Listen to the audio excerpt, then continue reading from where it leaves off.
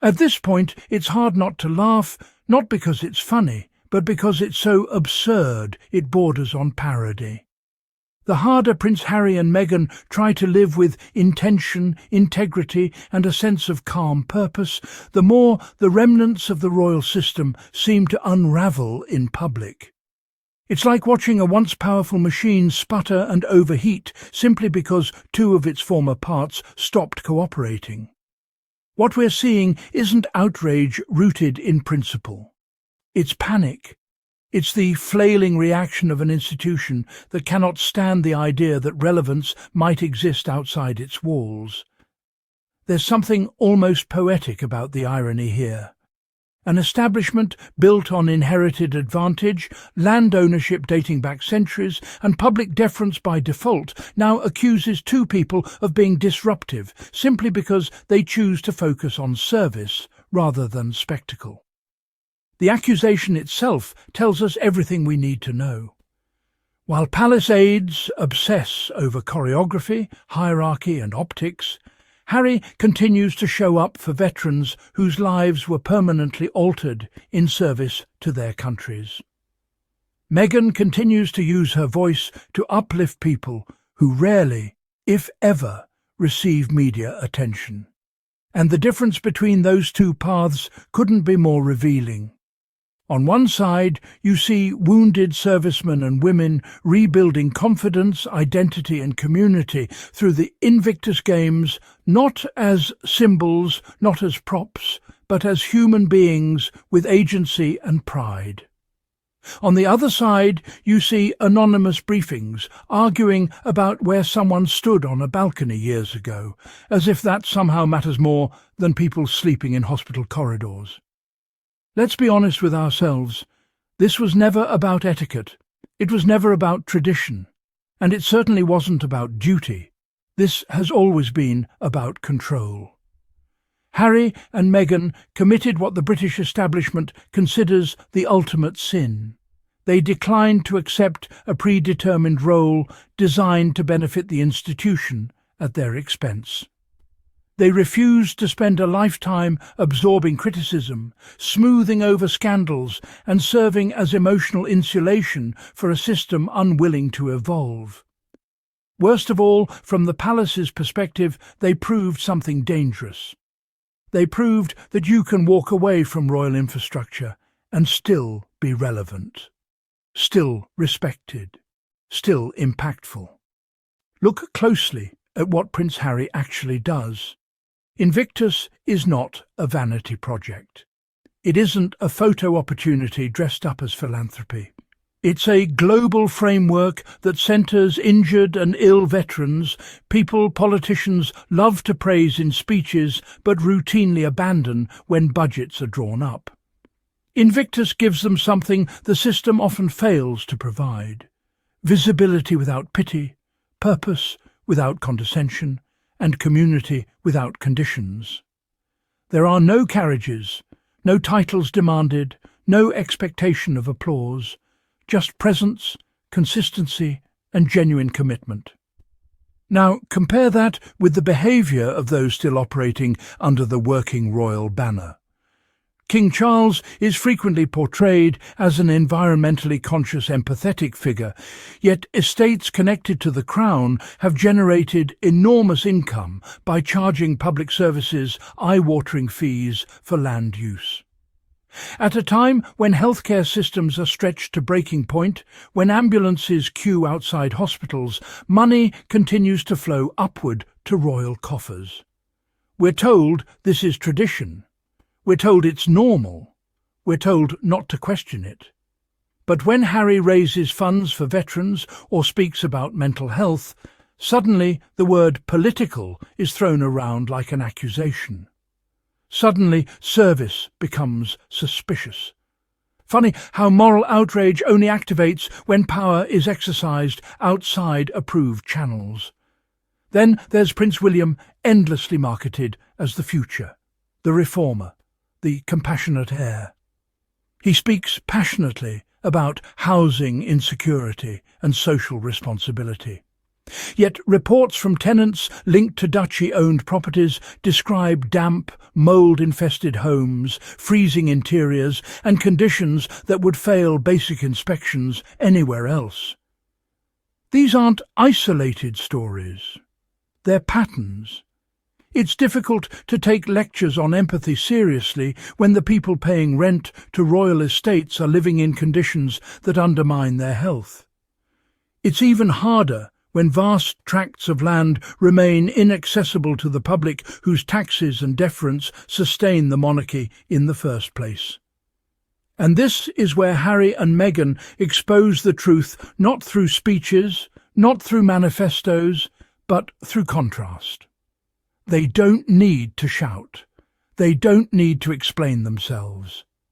By choosing to invest their time and energy differently, they highlight how upside down the entire system is. One model extracts value upward: loyalty, silence, rent, obedience. The other attempts, imperfectly but sincerely, to distribute value outward. Of course, the media plays its part. The palace leaks, the papers print, the narrative is shaped. Gold-plated pageantry rolls past underfunded public services. Heirlooms sparkle while families scrape mould from walls. And anyone who points out the contradiction is labelled disloyal, ungrateful, or dangerous. Harry and Meghan refuse to participate in that performance. And that refusal sends certain commentators into a frenzy.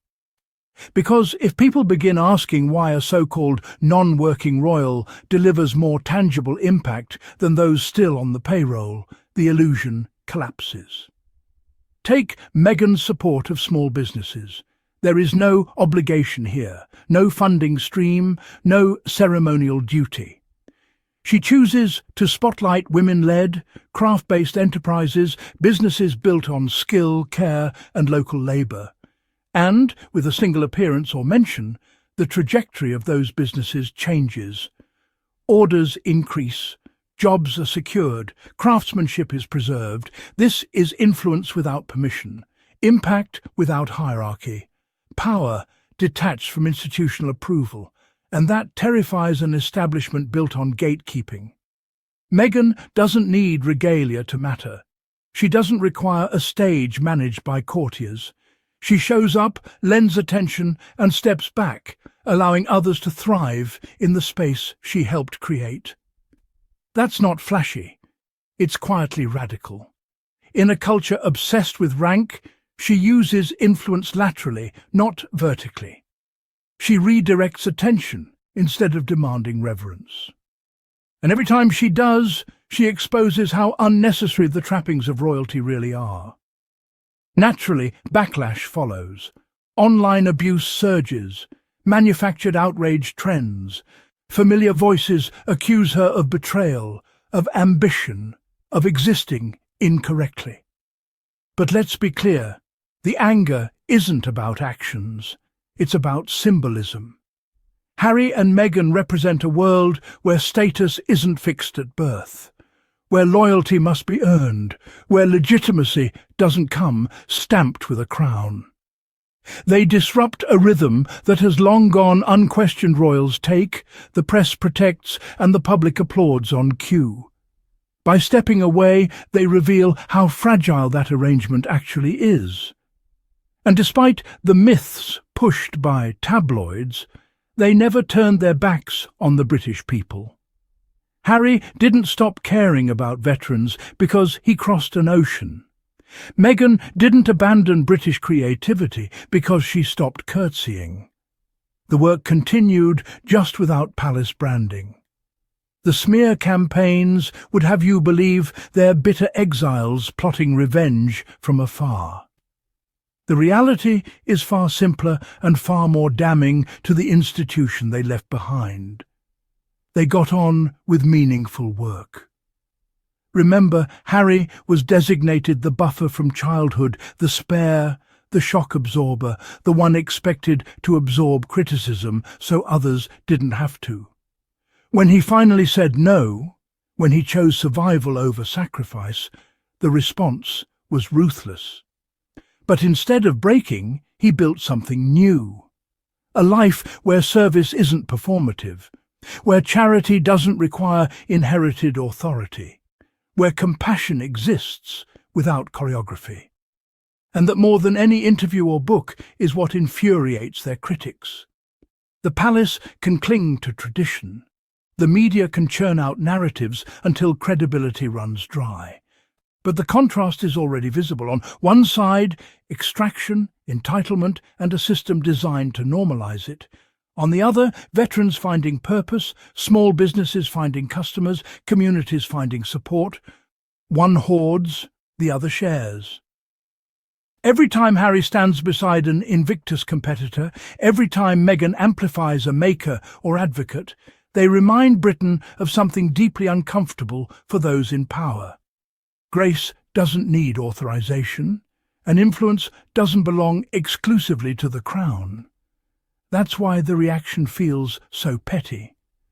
Because while some are still fighting over titles, optics, and perceived slights, Harry and Meghan are doing the work quietly, consistently, without demanding applause. And in the end, that kind of integrity speaks louder than any headline. If you value thoughtful commentary that cuts through manufactured outrage, make sure you support Sussex Squaddies.